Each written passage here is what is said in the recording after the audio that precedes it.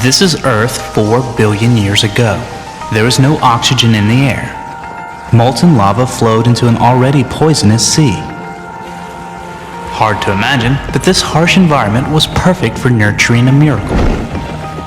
Rain washed the necessary chemicals from the air, and lightning and ultraviolet radiation cooked these chemicals into an organic soup. And somehow, when the smoke cleared, there was something new, something amazing. A very, very special molecule with a graceful spiral shape. And it had talent. It could make copies of itself faster than it could be destroyed. This was the origin of life on Earth. And when this molecule learned to protect itself inside cell walls, life began to transform the planet.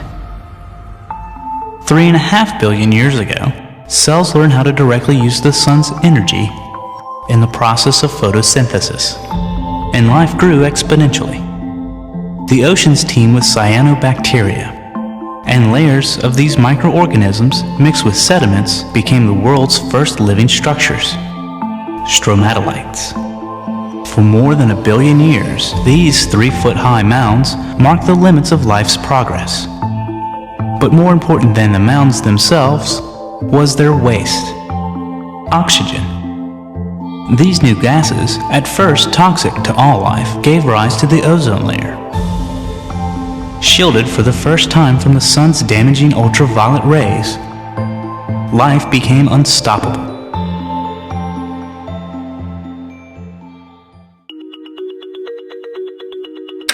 One and a half billion years ago, the cell developed an additional membrane to protect its genes, a nucleus. Now, life was so abundant that every drop of water teemed with organisms. 800 million years ago, the first multicellular organisms began to appear.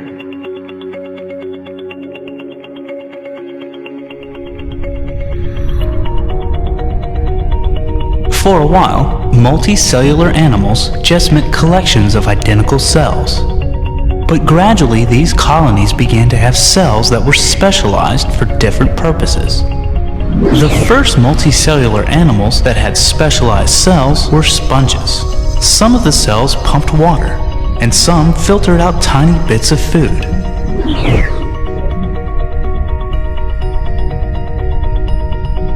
Anemones and their relatives had muscle cells and nerve cells. This enabled them to bend, stretch, and flex. But none of their great cell diversity enabled them to move. Staying put was a common trait back then.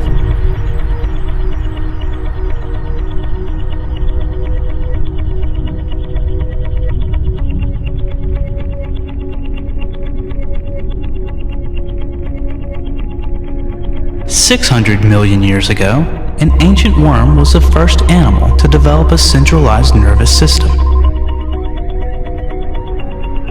It had nerve cells that ran the length of its body, and a concentration of these cells at one end formed the first primitive brain. In fact, this was the first animal with a head, and light-sensitive cells in that head were the world's first eyes. It could recognize both the direction and intensity of light.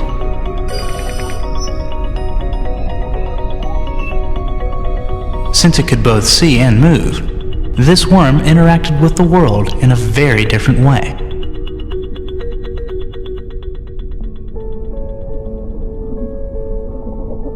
For 100 million years, sponges, anemones, and flatworms dominated the ocean. Then, all of a sudden, if you can call 30 million years sudden, a huge variety of creatures appeared. This event is called the Cambrian explosion. Here is a stunningly developed marine worm.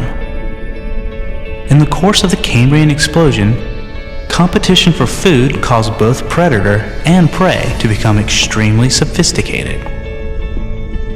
This is the top predator of that period, a terrifically capable hunter. The Cambrian was a very dangerous time.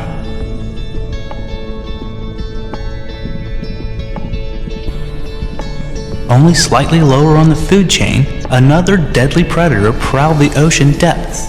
This one had 5 eyes on top of its head and a single extendable claw it used for hunting.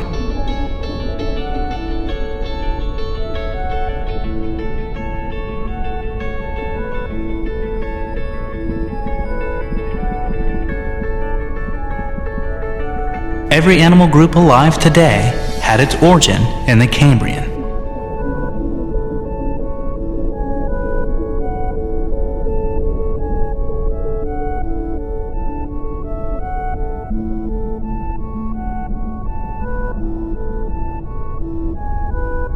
The first fish appeared more than 500 million years ago, a predecessor to mankind's own group, the chordates.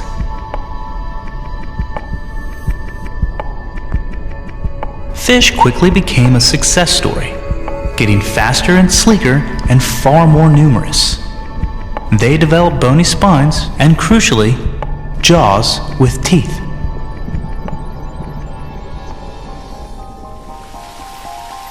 "400 million years ago, much of the earth was already covered in green. Plants had colonized fresh waters and spread onto land. Once they were established, animals soon followed. Centipedes were among the first land creatures.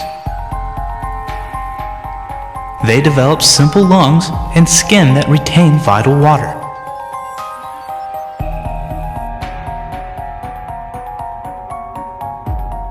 Scorpions, cousins of the horseshoe crab, also made an early move onto land.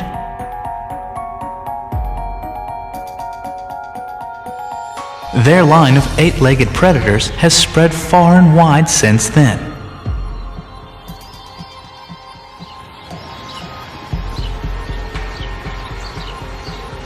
While the invertebrates were the first animals ashore, others were not far behind.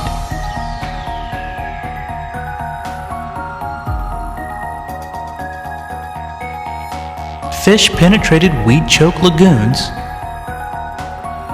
Using limb-like fins, they pushed their way through the tangle to stalk their prey. Fins became more and more like legs. The vertebrates were on the verge of a breakthrough.